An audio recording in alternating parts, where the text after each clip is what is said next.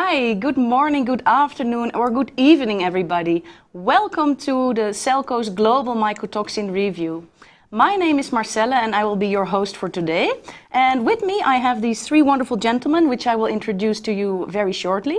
But before we go there, I would like to address how you can ask questions today. Because we are really with a lot of people online, you are able to type your questions and we will try to address as many questions as possible in this live session. So in your live stream, if you have your screen maximized, you need to minimize it in order to see the questions field on the right side of the live stream. And here you can type your questions. If you are watching us today from your mobile phone, you can do the same. On the top of the menu you see two buttons, and on the right button you can click there and type your questions through your phone. Once again, we are expecting a lot of you to ask us some questions today, so we will really try to answer most of them. However, we will not be able to do all, so please bear with us because we will be sharing with you after the session. So let's introduce to you these gentlemen right next to me. Let me start here. Right next to me is Mr. Pedro Carmona. Pedro is the Global Business Director for the Feed Safety and Quality Program of Selko. Welcome, Pedro. Thank you very much, Marcel. Glad to be here. And right next to Pedro, we have Dr. Swami Haladi. He's the main speaker for today, and he's the Technical Commercial Manager for the Mycotoxin Risk Management Program. Thank you, at Marcel. Selko. Welcome. And last but not least, at the end there, we have Mr. Avinash Bhatt. He is our technical specialist at Master Lab, focusing on mycotoxin analysis. And he will actually come back at the end of the session to explain more about the technical details on the data. Thank you, Marcella. Welcome. So, without further ado, I would like to start with a small interview here with Pedro. Today we are in this webinar, and I was wondering why is Selko actually creating or even gathering this mycotoxin data? No, thank you for the question, and then first of all, welcome to all of you around the world that are part of the webinar. We're very excited to be here, and indeed this is a topic that is we're quite passionate about it, and then for over a decade we are working as Selko in trying to contribute to solutions on this side. So the reason why we want to share information and to be here presenting is the fact that we need to find some more insights on the prevalence of mycotoxins. We also want to look at strategies to remediate or mitigate this challenge, either be on procurement side or on quality control or with formulation of our diets. And on the back end, we also want to use this information to develop and implement solutions that are coming our way, Marcella. Okay, but okay, so we are gathering this data to gather insights as for ourselves, I guess, because Selko is the feed additive brand of Nutreco. So I can imagine for us that's really valuable data. Why are we sharing it today with the agricultural community? Yeah, I think what is important for us is to understand the mycotoxin issue, as Swami and will describe a bit later on, is quite complex as a challenge per se. So as much information we gather and as much information we share as a community, either in the agriculture industry or also as mentioned in different parts of the feed-to-food chain, we're able to gather better insights on how to solve these issues. So for us it's really important to share this information. It's really important for us to be able to contribute also to this area of agriculture, and most importantly this is also a base for us to start looking at modeling together with, I would say the university community, but also our counterparts in the industry, how to be more preventive rather than reactive in solving this issue. Okay, so it's really also to be able to really support customers and to really prevent issues from happening later on. And what makes our monitoring program so unique? Why is it so special? That's a great question, because indeed I think all over the industry we're trying to find solutions for this issue, and indeed what differentiates quite a bit is that we have really real-time data. So meaning every 24 hours we have an update coming in from more than 200 locations around the world where we have input of mycotoxin data. And then we are able to sort it out from global to region and make sure that it's relevant. From the 200,000 samples that we have, we are able to locate them and find better ways to really realize what the risk will be on those regions. So that's what Swami will share, obviously, in a minute. On top of it, I think it's really key that we integrate the data and analysis into our program, our mycotoxin risk management program. So therefore, we're looking for solutions on that end, but the analytical side is really part of that solution. Okay, and so when you were looking at this analytical side and working with this data that we have, do you see a relation to global trends going on when it comes to the mycotoxin incidences? No, really interesting as well that you asked that question, Marcel, because again, we are learning. So I would say from the 40s to the 60s were really intensive in terms of learning, but now I think the big data allows us to go to the next level. So we see impact on climate change, and that is very clear in the last 3 years. We were suffering from the La Nina incidents that were more focusing on areas that are actually high producing areas for wheat and corn, like South America, for example. And now we're changing a little bit to La Nina, but I think climate change is really impactful in terms of the productivity, but also in the end impacts mycotoxin development. We are, of course, looking at the trend in finding new methods, more rapid methods for analysis, which allow us to be more proactive and less reactive in finding solutions. And I would say the last one, but most important as well, is that we look at storage improvement as well. So that comes in earlier in the supply chain, but also later when you're looking at feed storage, for example. Yeah. I can imagine now with all the longer storage times in various locations that's really important to look at. No, absolutely, and indeed, so the conflict we have at the moment in parts of Europe, but also I would say the supply chain issues have put a toll on the grain quality that is basically traded all over the world. And I would add one more point as well, Marcel, which is the predictive model. So as much information we gather, and I mentioned that before, but I think really this is key for us in terms of trying to understand predictive models, and we're really focusing high on that. And this is also a big trend that we see coming in. Thank you so much, Pedro, for this quick highlight. So let's dive into the matter and let's start listening to Swami. Thank you, Marcel. Thank you, Pedro, as well, for a brief introduction and why it is relevant for our organization for analysis of mycotoxins. So, as you all are aware, in the last 4 years, starting from 2020, you have been doing this global mycotoxin review, just to update the community, the agriculture community, and about the kind of grains, the feeds we saw in 2022, and also it helps in looking ahead. Especially probably Q1 and Q2 of 2023, there will be some amount of the grains from 2022 that will be used. So that will give a kind of an outlook for the kind of challenges we are facing. So I think the audience today, pretty much everybody is aware of mycotoxins, and probably that is one of the most common challenge we as an animal industry, we face it. So I really don't want to get into a lot of details, but the scientific literature in recent times have indicated more than 600 mycotoxins that can be present in various raw materials and complete feeds. Of course, as an indicators, we measure 6 different mycotoxins, starting from deoxynivalenol, T2 toxin, which are representing the trichothecenes, which are some of the toxic metabolites of Fusarium fungus.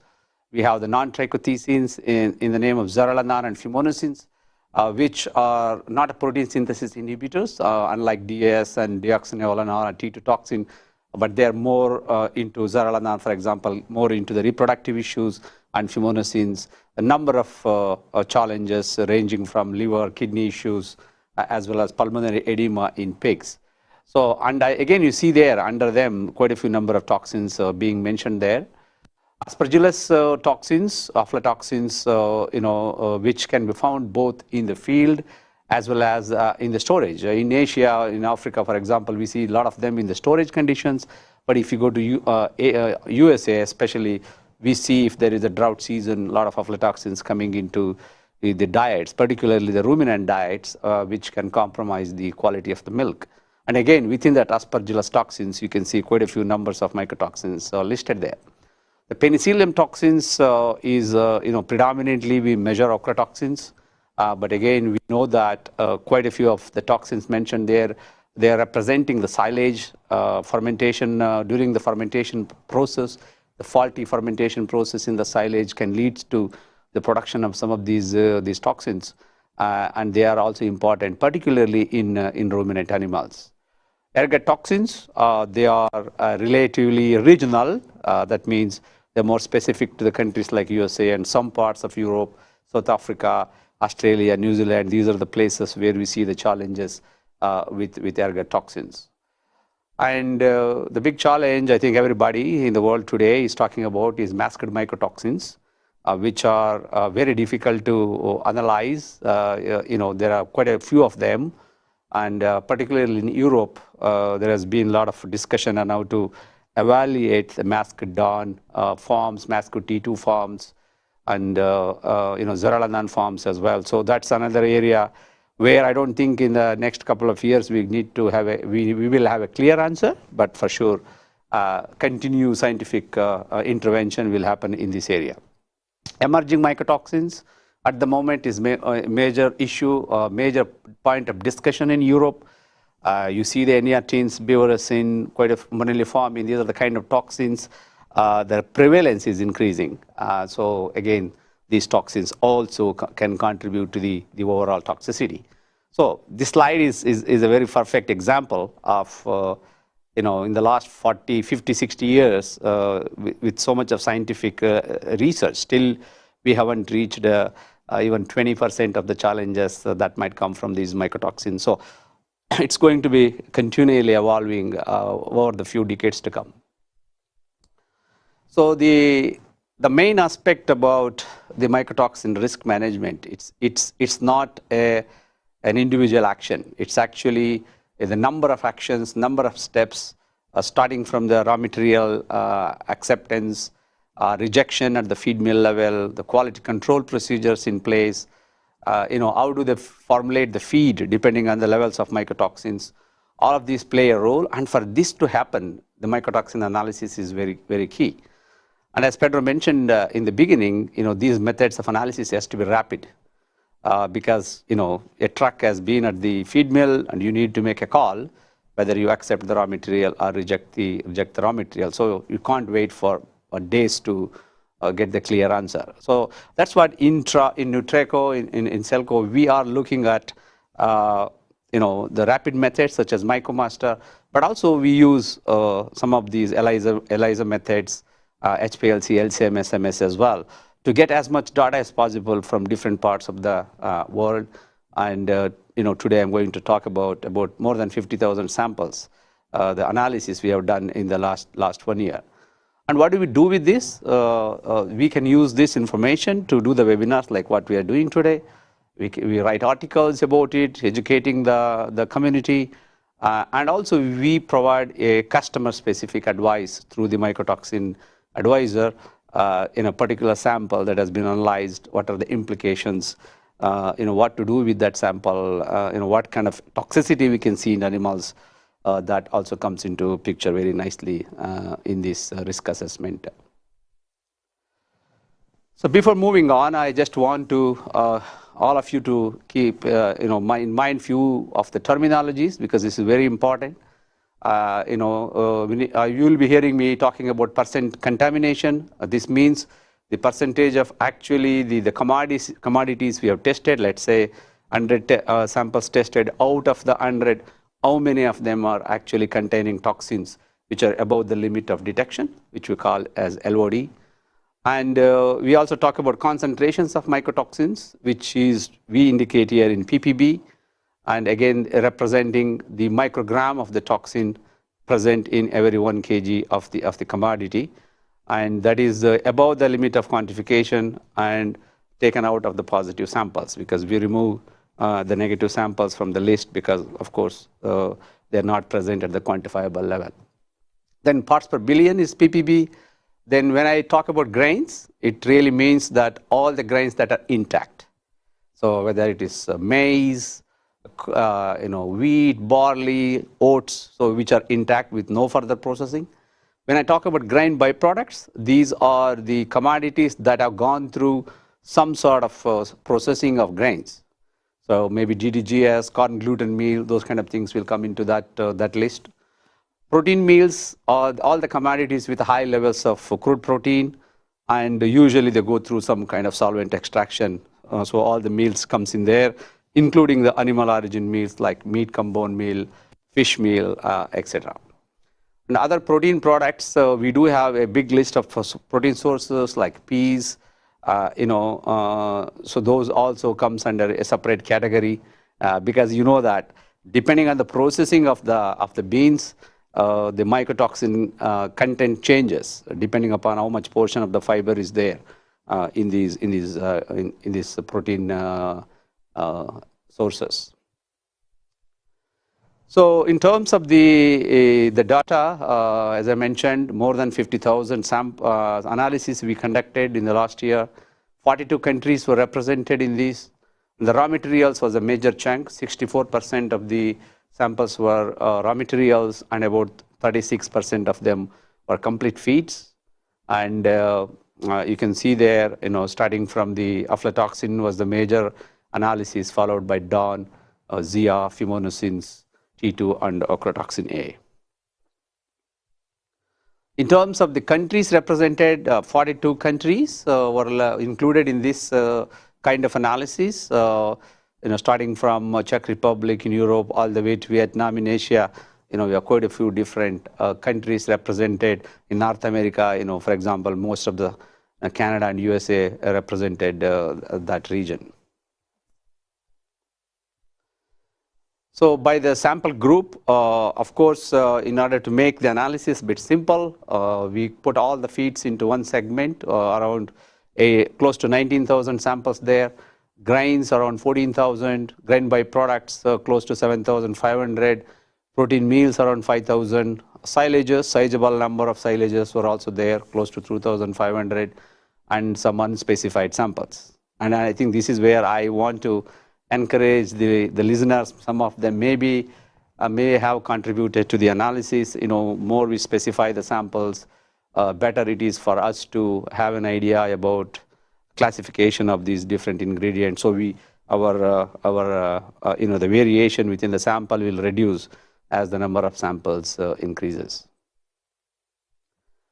The sample details, the majority of the grains were maize. As you can see there, close to 11,700 maize samples were tested. That's why you can see later some of the analysis we are doing specifically on maize, so that we have a number of database there to look at individually. Wheat, barley were the other two major ones in the grain segment. Grain byproducts, we had a maize byproduct, which was not very specific, different types of byproducts. Wheat byproduct, maize DDG, so those are the top three in this category. Protein meal, soybean, sunflower, and cottonseed meal. And we had other soy products which were not specific. The peas were there as well. And feeds, pig feed contributed around 5,300 samples, followed by broiler feed and layer feed. So we do have ruminant, piglet feed, and others as well, but relatively less number of observations there. Maize silage is something increasing over a period of the last few years. The number of samples requests for the corn silage or the maize silage is also increasing, which is more than 2,000 in this particular year. So now I move on to the global data analysis. After understanding the kind of the materials and methods we use it for this analysis, let's look at the global data, entire data set. We are not differentiating here protein meals, grains, or feeds. It's all samples together coming into this. So as you can see, a bit surprisingly to me, T2 was the highest percentage of contamination. We saw around 69% this year, followed by aflatoxin, zearalenone, DON, fumonisin, and the least contamination was seen with ochratoxin. And remember that these are the samples with concentrations at LOD and above the LOD. So they are not really quantifiable, but some of them are not quantifiable, but they were above the limit of detection. And you can look at the average column as well as the median column. You can see a significant difference in there. That is one of the way we try to differentiate the need for using the median more and more when we are talking about uneven, I think less non-normalized data as we are talking high variation between the samples. So we should good to look at the median values. Which are, as you can see, for example, T2 toxin, the median is 15, but the average was 44. So we saw the variability for all these toxins between the average and median more than 50%, but the highest variability was seen for aflatoxin. And you can see there, the aflatoxin, a couple of samples might have had 3000 ppb or 3400 ppb, which is a very high level, as we can understand. So those higher levels can actually skew the data. In terms of the percentage of contamination, if you're looking at various commodities, grains, pretty much all the mycotoxins were there, with the lowest being around 27% for ochratoxin. And protein meals, so again, you will see the presence of aflatoxin, zearalenone in there. The feed, again, had aflatoxins, DON and zearalenone as well. So various byproducts and the silages. So again, if you look at that bar diagrams there, the silage in aflatoxin was 94%, and then we had about 89% for T2 toxin. So quite a high levels of these byproducts were seen. So I would spend a few seconds here to set this slide, because you see a number of these going forward. This is the way to represent the highest number in the population, the lowest value, and then we have the third quartile, median, and the first quartile. So if you can see in the box there, I think I try to show it here in the box here.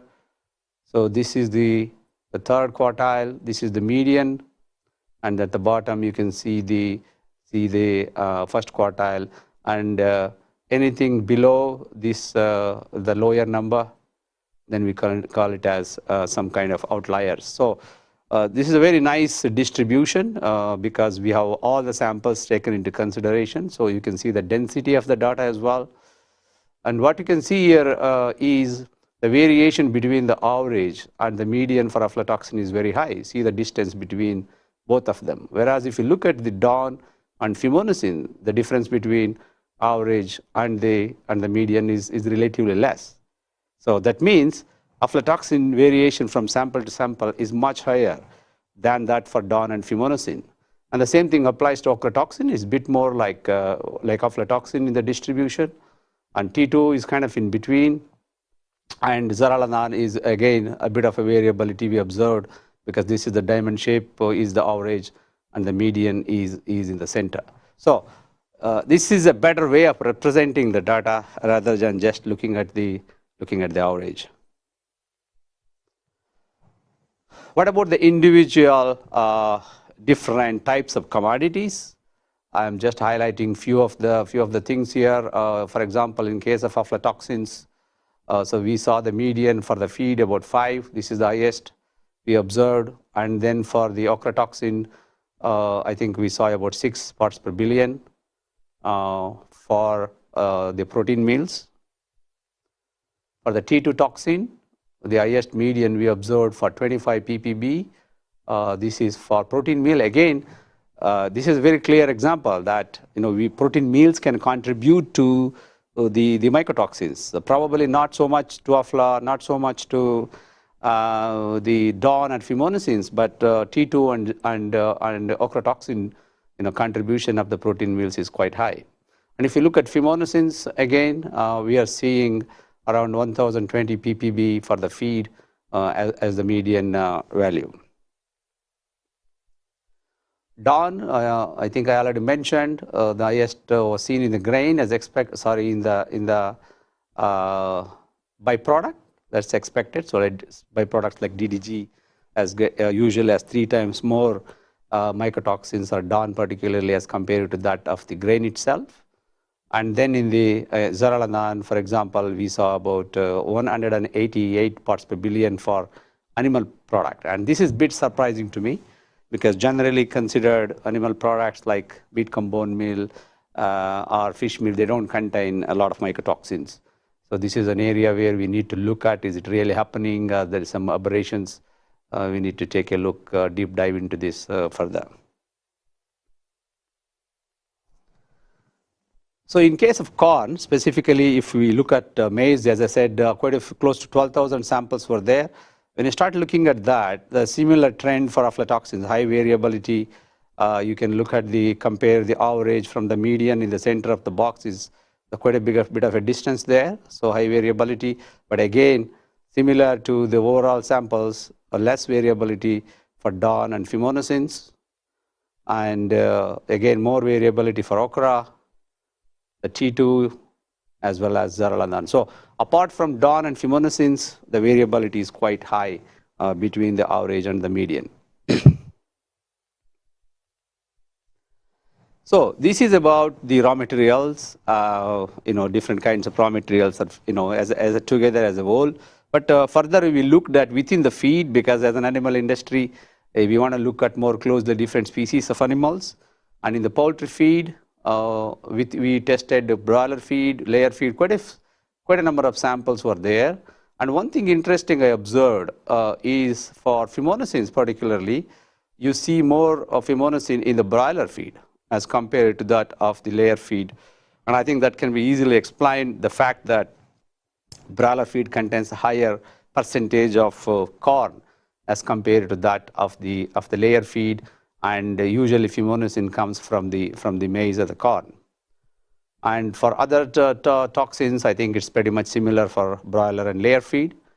Looking at the swine feed, the first bar is about the fattening pigs, growers and finisher. The piglet feed was the second one, the green color, and the sow feed is in the blue color. So again, the piglet feed in the center would tend to have lower mycotoxins in all the cases what we are observing. Again, indicating the fact that the young animals, piglet feed, the producers are a bit more careful in selecting the better quality raw materials, and that's the reason why we see relatively less the amount of mycotoxins there. What about pet food? Not a lot of samples in the pet food, but you still see aflatoxins being present there, or DON around 800 parts per billion or so. Fimonosin, I think very few data there. So more and more data as we gather, I think it gives a better idea about these analyses. Ruminant feed again, aflatoxin, the variability is quite high. The DON, relatively less variability for both DON and fimonosins, as well as ochratoxin in this case. So yeah, Zeralanan also quite a good relationship between the average and the median. The variation is quite low. So more we analyze these species, because monogastric animals we analyze a lot of samples. So the confidence is much higher on these as compared to that of the other species of animals.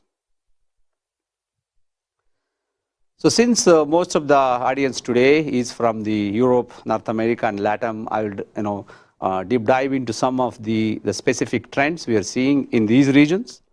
And starting from the percentage of contamination, if you look at these aflatoxin, Europe 74% contamination we observed, followed by Latin America, and followed by North America and Latin America. This is a bit surprising, but probably it's not surprising in Europe. If you know that in the last few months of the 2022, we did see dry conditions, a higher contamination of aflatoxin was expected, especially causing more challenges to the dairy industry. And then if you look at DON, North America expected 100% of the samples were contaminated because of the cooler growing conditions there. Fimonosin, both Latin America and North America had a high percentage of contamination. Ochratoxin, Again, North America, that was a big revelation as well, and same thing for T2 and Zia. So very clearly, the contribution of mycotoxins, the percentage contamination is quite higher for North America, and that is something we all know. Many of the raw materials being imported from these regions, so we need to take into consideration when we are formulating our diets. When you start looking at aflatoxins in these regions, the median value of for Latin America is about 3. That's the highest one. Whereas for the ochratoxin, we see 4 ppb for North America. We saw around 49 ppb for T2 toxin, that is for Europe. So that's a high level of T2 toxin. Certainly can cause problems, especially the in all the species of animals. It can reduce protein synthesis. Immune compromising potential is quite high when you have high levels of T2 toxin. Whereas fumonisin, so again, quite similar in Europe and Latin America. The DON was around 610 ppb in Europe, 500 in Latin America, 466 in North America. So again, I think the potential of challenges are there. Although if you see here, North America, the percentage contamination is quite high, as we saw, most 100% contamination, but the concentration is lower. So that is something we need to keep in mind. Percent contamination is not very important when it comes to the animal toxicity. Zearalenone, yeah, it's quite high in all the regions. These kind of levels can actually cause reproductive issues in pigs and ruminant animals. So we looked at another way of what would be the seasonal variation in mycotoxin concentrations, because we have the data for every month of a year. So we looked at, is there any potential seasonal variation in mycotoxin concentrations, and we got some interesting data here. This is for the entire data sets, including raw materials, feeds, everything together. And you can see the curves are quite different. If you look at aflatoxin, DON, fumonisin, ochra, T2, zearalenone, none of them are similar, right? You can see in aflatoxin is quite high in the middle of the year, then started declining. The DON was high in the beginning and then started going down, whereas completely opposite. Fumonisin was lower in the beginning and then started spiking up. So whereas ochratoxin was quite flat, or probably the lack of number of samples. If you increase the number of samples, you might see a different trend. And T2 was again lower in the month of June, July, due to the dry conditions. And zearalenone, the peak was seen somewhere around June, July, August. So it's quite interesting to see that none of the two toxins have the same profile. So depending on the growing conditions, depending upon the storage and various other factors, this can be expected. And remember that this is a complete data for global. So if you start looking at regionally, maybe a different picture. And we'll be very happy to share if someone is interested to know a bit more at the regional level. So we further, deep dive into the what happens within the region for the entire data set. Africa and Middle East for aflatoxins. Quite a low level, but consistent across. And if you see the Latin America, the peak we observed somewhere in the month of June, July, and started declining. So this is we saw for Latin America, not only for aflatoxins, but quite a few other toxins as well. So that is indicating, maybe the samples are representing South Central America, which most of the raw materials come from the US, then some own materials in Brazil and Mexico, depending upon when they are using these raw materials, will have impact on the curves. Ochratoxin, similar for LATAM, and bit more flat for the other regions, except for Asia. You see a lowering trend as the year passed by. DON, you see some flat lines here. These are indicating that 3 flat lines actually. That means there are not enough number of samples analyzed. Whereas if you look at Latin America, there's a peak in the center and started going down. And North America, contamination is there consistently throughout the year. Zaralandan is pretty opposite compared to DAN. That is something personally I found it kind of interesting or mesmerizing to say, because I believe that Fusarium graminearum is the fungus that produces both DAN and Zaralandan. So I would expect the similar trend, but I don't see that here. And maybe due to maybe some climatic changes might be inducing some other new Fusarium fungus to capable of producing Zaralandan. So then T2 toxin is quite consistent, as you can see, in different levels, especially in North America. We saw a persistent contamination, and fumonisin, again, a lot of variability within the Latin American region, and in Asia, it was increasing over the year. So we also, since we had the data, we wanted to look at how did the 2021 compared with 22, because that also kind of gives some information to us. And if you see for the maize particularly, since we had high number of samples, we looked at maize. You see the maize in 21 quite flat, whereas you see in the 22 quite a bit of variability.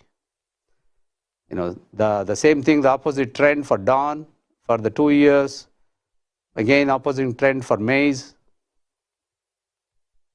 right? Kind of similar for ochratoxin, but of course the level concentrations will change, and different trend for T2 as well as for Zaralandan. So it's very interesting to see that year-to-year variation can happen, and again, we do have the data for individual regions, which we'll try to sum up in some other articles. So with that kind of the data, a lot of numbers, of course, it's not easy to remember these numbers, but it gives an idea for us to see, what kind of challenges we can expect in the 2023, in the first or the second quarter, because a lot of these raw materials will be used in the first or the second quarter of 2023. And one thing I think the industry knows by now is a lot of mycotoxins are present which are interacting with each other, and such kind of interactions allows the need for multiple mode of actions. This slide is quite a common slide, a lot of people use this, a lot of interactions between various mycotoxins, synergistically some of them additive in some cases, and such interactions of course can happen even at low levels of individual mycotoxin concentrations. So when you start looking at the individual values for mycotoxins, you feel they're safe, but when you start looking at them together, potential of interaction is quite high. I also want to highlight one key point at the last point here. It's not about only the duration of exposure. We know that in toxicological terms, if the animal is exposed to very high concentration of toxins for a short period of time, we call it as acute toxicity. But if the animal is exposed to low levels for a long period of time, we call chronic toxicity. Apart from that, the sequence of mycotoxin exposure also play a role. That means if an animal is exposed to DAN first and later on to T2, the response is different than the animal exposed to T2 first and then to the DAN. So let's imagine additional complexity you are coming in, depending upon what kind of raw material you are feeding and what kind of toxin being exposed first to these animals. So this is the species risk assessment. This is available for us looking at dairy, poultry, piglets, and sows. We see all of these aflatoxin showing a very high toxicity, and in some cases medium toxicity, and others are coming under the low toxicity. But as I mentioned to you, when these are taken into consideration together in an interaction model, which we are trying to develop for all the species at the moment, we are quite comfortable with the poultry. We are working on poultry and ruminants also. We have quite a few information available now.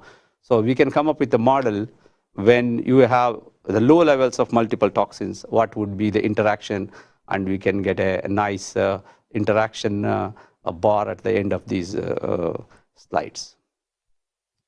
So with that last point I want to address is in terms of the toxicity of these mycotoxins, which varies from species to species. One toxin may be very toxic to poultry, which may be less toxic to swine, and vice versa. But in general, the aflatoxin tend to have impact on the liver, kidney, and immune system, and that's the reason aflatoxins. If you look at the solution, the binders, especially the smectites, are quite good in binding these aflatoxins. Whereas if you look at ochratoxins, you can have a compromised kidney, gut, and immune system. So we really need to look at other modes of action, because there is only a moderate binding to ochratoxins as per our research. Same thing for T2, gut immune system, moderate binding. So we need to look at gut protection, immune modulation.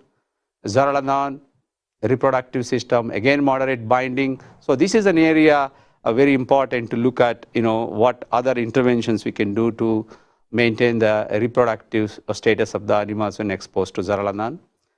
Fumonisin, pretty much all the organs are exposed, and DON, again similar to T2, gut and the immune system. So we really need to strengthen some of these organs. So we're really keen on going to work a little bit more into these organ systems, how we can increase the resilience of these organ systems rather than only looking at the binding approach, so that animals are better protected with the multiple mycotoxins, not just one or two toxins. So that's the mode of action behind our technologies, what we have now and what we are further developing, looking at reducing the bioavailability, improving the strength of these organs, resilience of those organs, remediation. So all these play an important role. We're already quite successful in solving some of these issues in the market, and more is expected in terms of the product development. So with that, I would like to conclude my presentation that more than 50,000 samples what we analyzed in 2022 revealed between 31 and 69% mycotoxin contamination for various toxins. As expected, we saw aflatoxin as a major problem in Asia, while fumonisin showed the highest contamination in Latin America. In North America, interestingly, all the remaining 4 mycotoxins showed highest contamination. And that's, I think, again confirming the need to be wary of importing raw materials from such regions. Median mycotoxin concentrations, they better represent the field challenges, as few samples with high mycotoxin concentration can skew the average. So I think this is one of the key messages we wanted to make. So we are taking a holistic look, not to have, give only the scary picture to the industry, but we, if you start looking at more meaningful way, I think we can all come up with a better solution. Evaluation of monthly mycotoxin concentrations revealed higher variation, potentially due to climatic changes. I think that's self-explanatory, and we need to look at how the fungus is changing based on the change in the climate. In the latter part of 2022, we see T2 and fumonisin concentration started increasing in our monthly evaluation. I think we need to be a little bit wary of these toxins in the first half of the 2023, because we are going to use some of these 2022 harvest in the 23, so we need to be a bit concerned about that. And of course, when you have multiple mycotoxins, it demands a multiple mode of action, which is the reason we are working on this quite consistently over the last few years.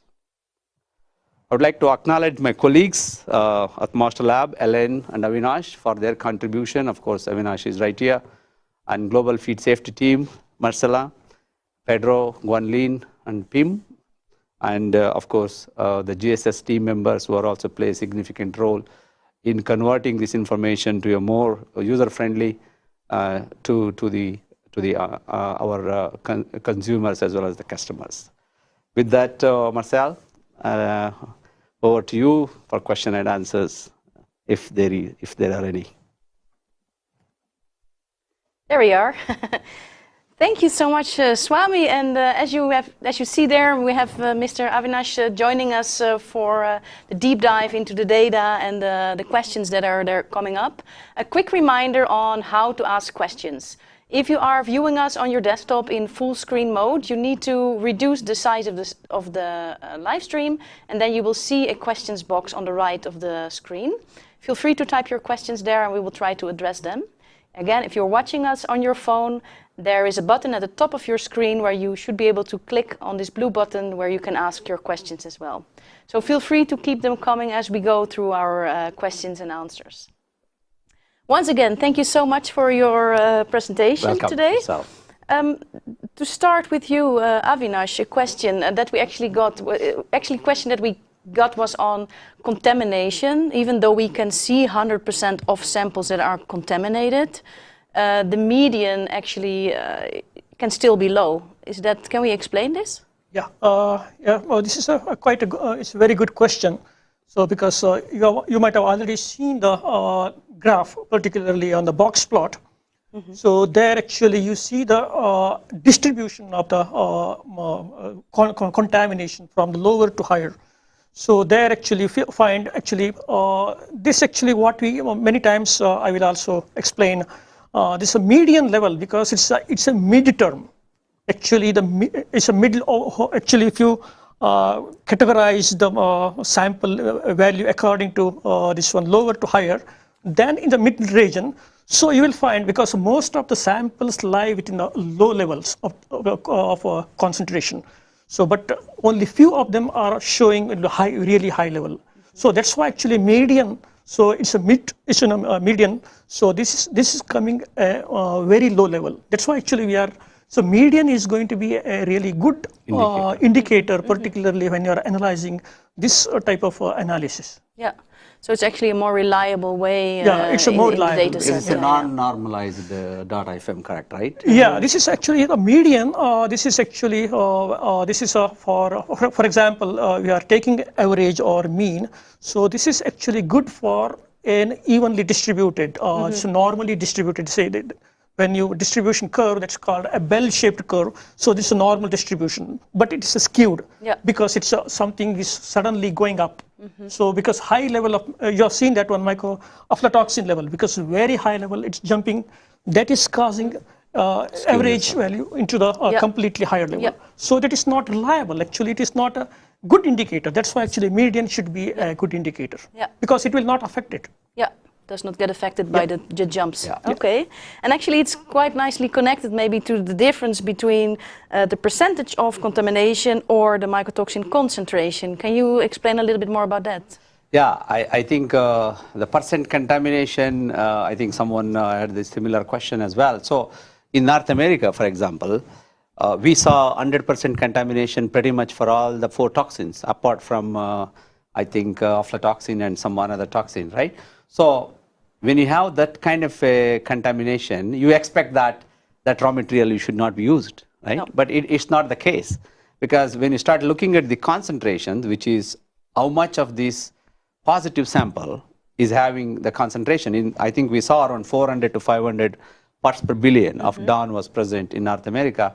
So which is, can be toxic already to maybe chicks and pigs, but sows and piglets may be okay for grower finisher pigs, right? So definitely the percentage contamination is only about the limit of detection and above, whereas concentration is limit of quantification and above, and that is the real amount of toxin that is getting inside the animal. So as a toxicologist, as an animal scientist, veterinarians, we need to emphasize more on the concentration in parts per billion or parts per million, parts per trillion, different ways people express, but not so much emphasis should be given on the percentage contamination. Yeah, I will give one more explanation for that. So another thing is actually now, because now technology is evolving and we are getting a better detection technology, and also sensitive instruments are coming because North America, because they are analyzing with LC-MS, because their instrumentation sensitivity is much more. So that's why actually that's also because it's a small amount. That's also becomes LOD Positive. it's become positive. Yeah. But it need not may to not be be a actually a toxic. So it okay. may not be a toxic level, but it's detecting. Yeah. So that's why actually you are getting a more and more level of contamination. Yeah. Actually, that triggers another question with me because we know we have analysis with the rapid analyzer. When you compare the reliability to HPLC or LCMS, is it comparable or? Of What would you course, say? it's not, you cannot compare. So because the purpose is totally different. So here rapid analysis, so because we want image, as first as you have to determine, okay, this is actually meant for the field analysis, rapid analysis for field analysis. So if you really want to know exact value, so then you can go for this technologies like LCMS, MS, or confirmative. But it will give you an idea because it's you can compare. Of course, you can compare with ELISA. Then you can compare with the ELISA. This now, of course, our quantification. this quantification, and also the quantification. So of course you can rely on quantification because it's not much vary in the level, because it's a acceptable level. You can it will be detection will be in acceptable level, so that so you can rely on that one, because maybe positive means positive or negative means negative, whether it's in a particularly regulatory limit. So that's why actually definitely you cannot compare with. No, they're actually having a different purpose. I understand. Purpose. Yeah. Okay. Let me quickly go back to some of these questions that are coming in. Actually, this is an interesting one that came in about the trends. I know Pedro this morning already talked a little bit about modeling and aiming to also predict what's going on. A question that came in is that is there already a way where we can guide raw material buyers or feed millers or farmers on the supply chain patterns, or where would they best source their materials? I think it's the people are making use of it. The bigger organizations, the big integrators, feed millers are definitely using this information because they do the number of analyses.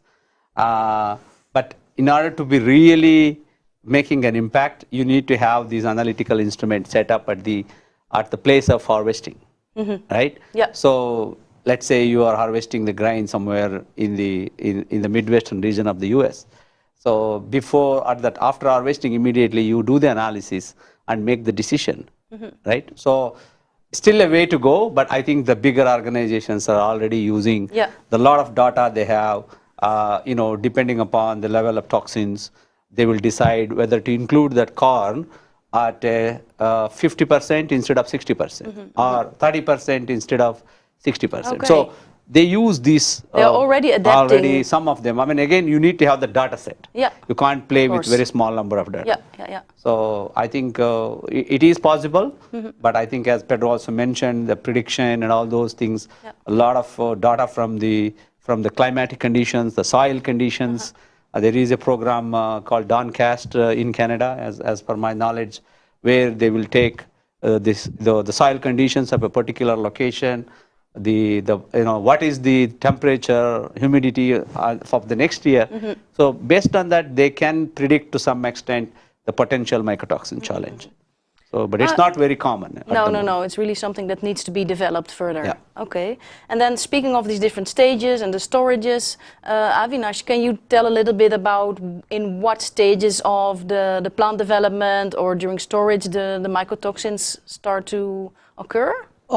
This because already the people know that that's normally this major mycotoxic fungi, particularly Aspergillus and Penicillium, like that. So they are all mainly they are a storage fungi. They call this because they normally grow in a storage condition. And other major one is a Fusarium, because it's a soil fungus. So normally it grows. So it will be in the soil. It will be in the soil.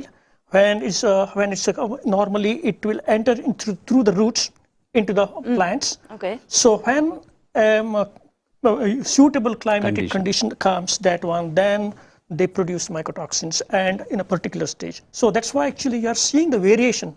Yeah. So in the level of the mycotoxin levels, so if you compare with the different season, because that's affecting.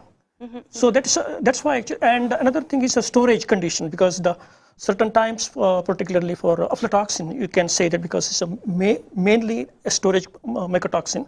Of course, it also sometimes in a field condition. So when it's in hot weather, then also high humidity, so aflatoxin level, because that's what actually we are seeing in particularly Asia and also maybe in Latin American region, because suddenly increase in the level. Peak. So that may be because the temperature is making an important impact. Yep. Not only temperature, that's also humidity. So in that's this year, this in 2022, because in Asia we have got a prolonged monsoon season, so that is affecting this high level of aflatoxin level. One example I would like to give, Mars, is, for example, in Canada, where we do a lot of analysis, right? So some years you have high levels of dawn, some years you don't. Yeah. So that is because there is a stage in corn called silking. Yeah. Somewhere in July, August, it comes in Canada. So during that time, if there is rainfall, high temperature, you see that here more dawn problem, right? So same thing may apply to T2, for example. Why the T2% contamination is quite high in the US this year? Maybe during the plant growing conditions, the conditions are very conducive for fungus that can produce T2. And also readers, listeners should understand that all fusarium fungus don't like the same condition. No. The one producing dawn requires a different condition. The one producing T2 needs a different condition. And the one particular fumonisin is altogether different. It's mainly a problem in Africa, Latin America, right? So depending upon the conditions, temperature, humidity, the nutrition required by these fungus, if that is there, they grow more, produce the toxins. And Avinash, coming back to you, would you say this is also a reason why we saw this month-to-month variation in the graphs? Yes, so that's because that's what actually we are seeing in the result, because in the seasonal, because that's what actually we wanted to check. So what is really happening, because this year we really did it, and also compared with last year. So we are seeing this lot of difference, because the climatic conditions making a lot of, because this year in Europe also we see the this year so very high level, particularly summer, prolonged summer, and also drought condition that also affected these mycotoxin levels. Yeah. Just picking up another question that I see coming in, we saw they are asking, why do you think the levels are so high in North America? Is it due to the storage, the origin, the variety? I'm guessing it could be a combination of those. It's a combination of those. I think if I'm correct, remember correctly, it was Dawn, Zeralanon, I think it was T2. So they're a bit more field toxins. So when the plant is growing, the conditions are very conducive for the fungus to grow. And I think that's why we are seeing. I still remember some years, it's very difficult to get even one corn without the dawn in the US. Yeah. Right? So it's really, if the percentage of contamination is 100%, sometimes it's mainly due to the field issues, not so much to the storage, because some people might do a better storage, so they will have less problem. Oh, okay. Yeah. So if you are seeing a very high level of contamination with any toxins, most of the time it's weather based. Yeah. It's the climate conditions, the growing conditions are playing. Otherwise, the good storage location would reduce the average. So it won't be 100%, right? So, but in US, you saw quite a chunk of numbers. Yeah. When it comes to animal health risk, is it better to analyze the raw materials, or would it be better to analyze the final feeds? Purpose again. As Avinash was mentioning about the purpose of rapid versus LCMSMS, same thing here. What is your question? So do you want to answer a question, whether I accept this raw material or reject the raw material? Yeah, you go with testing the raw materials. But if your question is, I want to know why my chicken is not doing well, why my pigs are not performing, the reproductive system is not working well, why the cows are not giving the milk we are expecting. So in those situations, definitely you need to look at the feed. In case of ruminants, even we have to look at TMR, not just the concentrate, because silage is also contributing to these mycotoxins. So if you want to answer a toxicological or animal health related, performance related question, you need to analyze the complete diet. Yeah. Right? Of course, sometimes what happens, Marcella, is that the customer doesn't have so much of time. He has to find a reason quickly. Yeah, of course, at that time, you will take up the TMR, you will take up all the individual raw materials within the TMR and analyze it. But of course, it's going to be expensive. Yeah. So it is recommended to do the complete feed and then find out the solution. Really depends on your situation, whether you Yes. have an issue going on or whether it's general monitoring, I can Of imagine. course. Yeah. I'm not sure if this is a question maybe for Avinash about, you mentioned masked mycotoxins. Can you explain a bit on what they are? How should we look at that? Yeah, masked mycotoxins are actually there. Okay, this is mycotoxins normally. So when we analyze, so those are normally they're in the free form. So they are chemically they are free. So we can extract, they will come off. So masked mycotoxins are normally they are bound to actually plant. It may be most of the times. So they are called glycosyl because it's glycosylated. So because it's called glycogen, it's bonded. Yeah, it's bound. So it's they are hidden bound. basically. Yeah. So normally the detection, for example, they normally will not detect. Okay. So during extraction, because it's more water soluble. So normal method. So normally in extraction procedure, what they use the alcohol or organic acids, so they will not get extracted. So you need to understand because you need a separate procedure. Yeah. So that's why. So they are because normal condition you cannot detect. No. So that's a separate procedure is required for detecting. So that's why they are called masked. They're literally masked. Yes. They're masked. Yeah. Okay, thank you so much. And then when it comes to, there's a question related to risk for animals. How would you define the low and medium and high risks? Well, it's I mean, of course, I have a lot of experience working with animals in the field for the last 25 years or so. So we kind of see from the field experience, okay, a farmer is having, let's say, 10 ppb of aflatoxin, what kind of challenges he's seeing. So maybe, the drop in the FCR is maybe only 2 points. Or in other cases where he is feeding 25, 30 parts per billion, he is losing maybe 4 or 5 points FCR, right? So based on these experience plus the scientific literature, we came up with the practical guidance values. So again, the practical guidance values, since we are using solutions like mycotoxin mitigation product, it's good to have the various degrees of toxicity. So based on that low, medium, and high toxicity, we provide the right dose recommendations of our technology. So definitely, it's not pure science. Science plus the field experience is helping us because the limitations, the regulations levels for individual mycotoxins is quite high, and we know that there are hundreds of toxins. So we have to be conservative in our values. I can imagine that would also continue to change as we learn more and more, and we learn also more about these. Of course, emerging mycotoxins, right? In Europe, we are talking about eniatin, bevoracin, moniliformin, sterigmatocystin. I can name, 10, 15 different toxins. We recently, even from a university in France, they're talking about a new toxin which I never heard before. So there is a toxicity from this. It's just very similar to T2 toxin, that one, but still causing different kind of problems. So yeah, I think as we learn more and more, we have to be a bit more conservative because we know that others are also causing a problem. I know you mentioned, and actually a question that's coming in related to pet food. You mentioned that we don't have a whole lot of samples on this yet. But we do know owners are becoming more and more aware. Of course, they are getting information on all the different locations. Is there a plan in place, or is there any action that we will do to increase the number of samples and the analysis on this sector? I think important. I mean, of course, as a company, we do focus on this in some countries more than others. I think as the more and more customers are willing to look at the risk, because some of the mycotoxins are highly regulated in pets, like aflatoxin, for example, right? So I think more and more samples coming to us will give a better idea.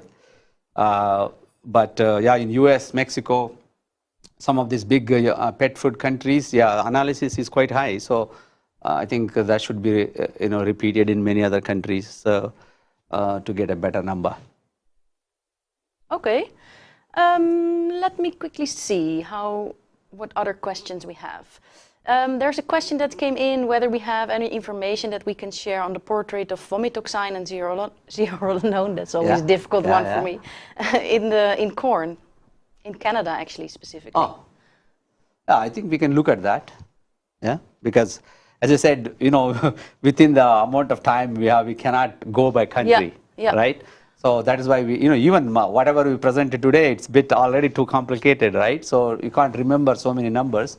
But I think if anybody is interested, a bit more looking into regional or specific countries, so definitely they can come through you, and we'll try to see what best we can do to provide that information. Of course, yeah, feel free to reach out. So again, on the webpage you are on now, there's a contact button, and there you will see actually all of us, and you can get in touch in case you have any further questions.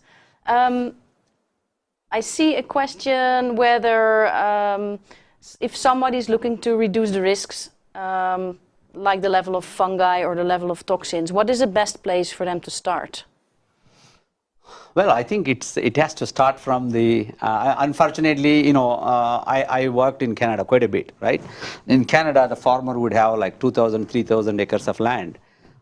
He himself producing the corn, soybean meal, or whatever the ingredient he need. So he has a bit of a control on the growing conditions.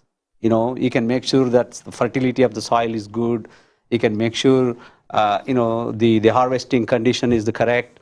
But if you go back to countries like in Asia, India, and things like that, we have a very small land for individual farmer, right? So you cannot expect to do these kind of close observations. He has to buy corn from so many people. Yeah. Like even in Latin America, in Mexico, for example, they have to buy from so many different customers or the grain producers.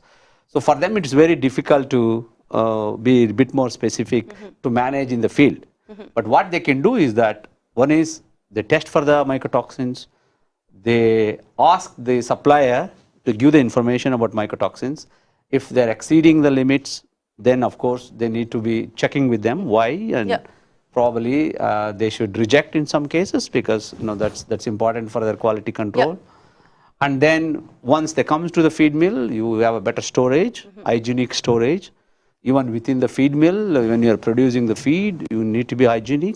I have seen in many cases when we're doing the workshops, and the elevators within the feed mill can have high levels of molds growing. So mixers are having a problem. So there you have a control, right? And then we recommend also, as when you're storing the grains, we use organic acids to keep the pH low, because that's very important. Because if you control the fungus, you're already controlling mycotoxin to some extent. And another aspect is that in some countries, especially layer feed and dairy feed, they keep it for a very long time. So in those cases, we also ask them to add the mold inhibitor in the powder form, so that even if the growing fungus will be reduced. So the number of interventions depending upon the storage time, and of course toxin binders, which we have discussed already. It's clearly not just one solution, right? You have to really implement a full program of solutions. So when it comes, maybe Avinash, a question for you. When it comes to this mitigation, would heat treatment be a possibility to reduce the mycotoxins? No. So because most of the mycotoxins are highly resistant to any chemical treatment or heat treatment.